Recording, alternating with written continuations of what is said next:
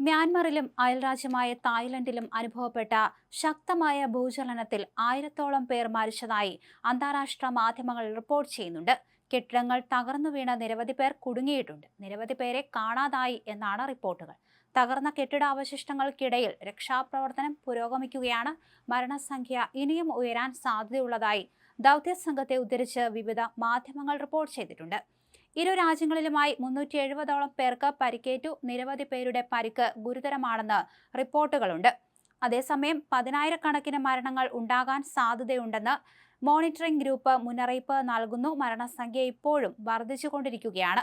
ദുഃഖകരമെന്ന് പറയട്ടെ, 10,000 മുതൽ 1,00,000 വരെ മരണങ്ങൾ സംഭവിക്കാൻ സാധ്യതയുണ്ടെന്ന് ഡെയിലി മെയിൽ റിപ്പോർട്ടിൽ പറയുന്നുണ്ട്. അമേരിക്കൻ ഏജൻസിയുടെ ഭൂകമ്പ ആഘാത റിപ്പോർട്ടിനെ പരാമർശിച്ചുകൊണ്ടാണ് ഡെയിലി മെയിൽ ഇക്കാര്യം റിപ്പോർട്ട് ചെയ്തിരിക്കുന്നത്.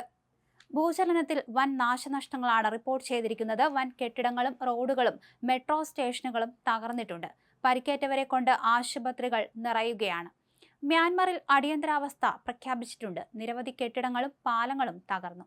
മ്യാൻമറിലെ രണ്ടാമത്തെ വലിയ നഗരമായ മാണ്ഡലെ താറുമാറായി. രാജ്യത്തെ സുപ്രധാന ദേശീയപാതകൾ പലതും തകർന്ന് വിണ്ടുമാറിയതായും റിപ്പോർട്ടുകളുണ്ട്. മ്യാൻമറിലെ അടിസ്ഥാന സൗകര്യങ്ങൾക്കുണ്ടായ നാശനഷ്ടങ്ങൾ കണക്കാക്കി വരുന്നതേയുള്ളൂ. അതേസമയം വലിയ അണക്കെട്ടുകൾ പൊട്ടി പ്രദേശങ്ങൾ വെള്ളത്തിനടിയിലാകാൻ സാധ്യതയുണ്ടെന്ന് റെഡ് ക്രോസ് മുന്നറിയിപ്പ് നൽകുന്നു. ബാങ്കോക്കിൽ നിർമ്മാണത്തിലിരിക്കുന്ന 30 നിലകളുള്ള ബഹുനില കെട്ടിടം തകർന്നു വീണ് കുറഞ്ഞത് 3 പേർ മരിച്ചു എന്നാണ് വിവരം.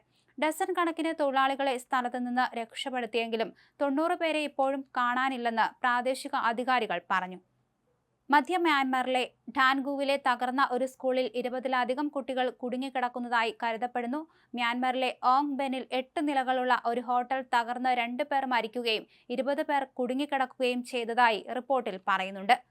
മ്യാൻമർ ഭരണകൂട മേധാവി മിൻ ഓങ് ഫ്ലൈയിങ് അടിയന്തരാവസ്ഥ പ്രഖ്യാപിക്കുകയും അന്താരാഷ്ട്ര സഹായത്തിനായി അഭ്യർത്ഥിക്കുകയും ചെയ്തു. 6 പ്രവിശ്യകളിലാണ് പട്ടാളം ദുരന്തകാല അടിയന്തരാവസ്ഥ പ്രഖ്യാപിച്ചിരിക്കുന്നത്. തായ്ലൻഡ് തലസ്ഥാനമായ ബാങ്കോക്കിൽ കെട്ടിടം തകർന്ന് നിരവധി പേർ കുടുങ്ങി.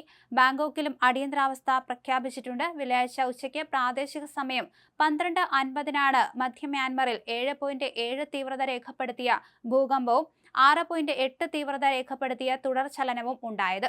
സാഖേറ്റ് നഗരത്തിന് 16 കിലോമീറ്റർ വടക്കു പടിഞ്ഞാറായും 10 കിലോമീറ്റർ താഴ്ചയിലുമാണ് പ്രഭവ കേന്ദ്രമെന്ന് US ജിയോളജിക്കൽ സർവേ അറിയിക്കുകയും ചെയ്തു.